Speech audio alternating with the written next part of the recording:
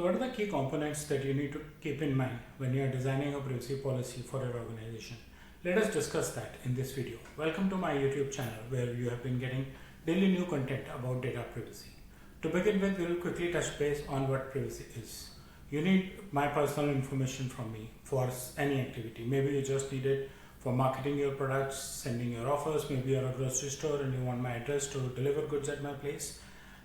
It's my choice to decide whether I want to share my information with you or not. You would need to tell me what information you need to tell me what is the real purpose, and you need to tell me are you going to share it with someone else or not. For example, the grocery store may say that I am not delivering it myself, I'll ask a third party courier to do that, and I may trust the grocery store but not the third party courier, so I decide not to share my address and say if you can deliver it yourself, fine, but a third party not to be involved. This process of seeking my permission to collect, process and share my information in the world of privacy is known as consent management, and data privacy brings in those rules and laws that help me protect my personal interests if I see my personal information being misused or wrongly shared with anyone across. Right?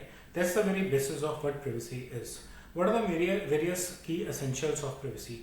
The process has to be very clearly defined. What is the purpose of collecting my information? Why do you need it? What are you going to do with it? Collect as minimum as possible and only the relevant information, nothing extra.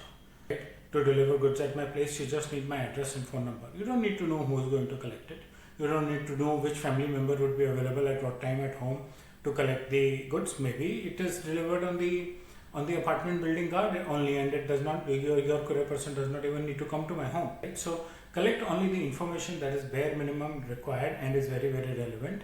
Once you get me that confidence that you are collecting only the relevant information and minimum possible information, it would be easier for me to provide that information and my consent for you to use that information. Therefore, you'll obtain a free consent. It would also give me the confidence that you are going to respect my user rights and how you are going to handle my information. That could be in a broader sense, not exactly with the example of grocery delivery at home, that too from a personal shop.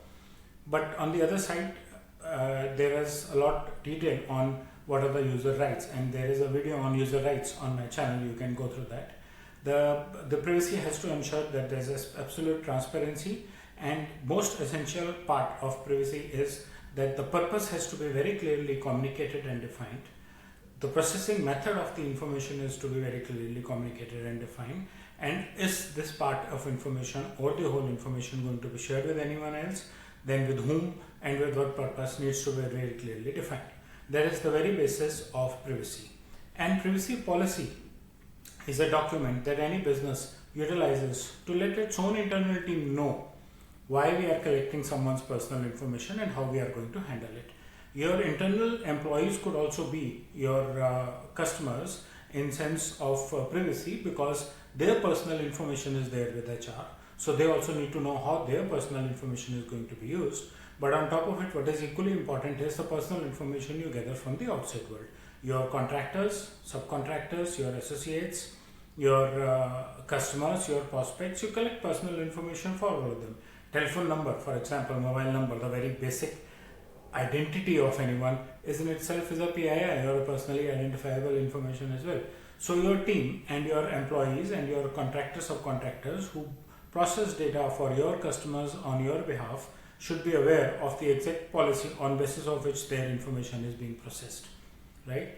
It also helps you allocate resources internally for any kind of processing of personal information. Now, what are the components that should include in your privacy policy? Most important thing, the goal, the purpose of defining the policy should be very well established. What is the goal of my privacy policy?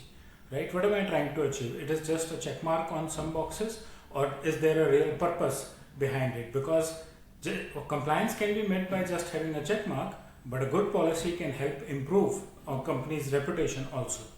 What are the resources that I am protecting, right, internally to ensure that I am able to take care of the personal information collected? Is it hardware? Is it software? Is it data center? Is it paper resources, files, cabinets, right? Whom are these applicable to? So who are the custodians of this information, and how are they going to handle this information? Or where all the internal privacy policy going to apply to the individuals in the organization. What are going to be the roles and responsibilities of the leaders, of the managers, of the employees, of the vendors and contractors that I have in my organization. So in a way, I'm using this privacy policy to fix employee and user responsibility within my organization to take care of the privacy of the information collected from the outside world. Compliances. Your privacy policy document that you are circulating internally should talk about the compliances being met in terms of compliances as such, and also talk about the penalties and disciplinary actions. A breach of personal privacy for any external agency will have impact on the reputation and can have financial impact as well. So it is very important that you define it very clearly when you are telling it to your team inside, that what kind of impact could there be, and maybe have a bit of it impacted on the system, not exactly financial, but at least a disciplinary action if they are carelessly misusing a personal information collected from an outside agencies. They should know the legal and regulatory impact and penalties applicable. The rules should be very well written of how the information is going to be used. Now this is what we are talking of, the written rules of the processes, the real processes. COVID-19 had given us a sudden process that came up suddenly for everyone. Right? We call them as implied rules. What are the expectations and what are the understanding of basic privacy that you would apply even if a new scenario comes up like COVID-19, where suddenly people had to work from home, but they had to in any case ensure that their customer information or their outside agency user information is not leaked out and there is no privacy breach. So these are the few critical components that should be always there in a privacy policy. In the next video, we are going to talk about how should you effectively communicate the privacy policy within your organization, as these are the people who are going to help you manage privacy for your customers and for users and for your external vendors. I hope you liked my video. Please press the like and bell icon. Share your feedback in the comment section and subscribe to my YouTube channel to stay updated on new content on data privacy on a daily basis. Thank you.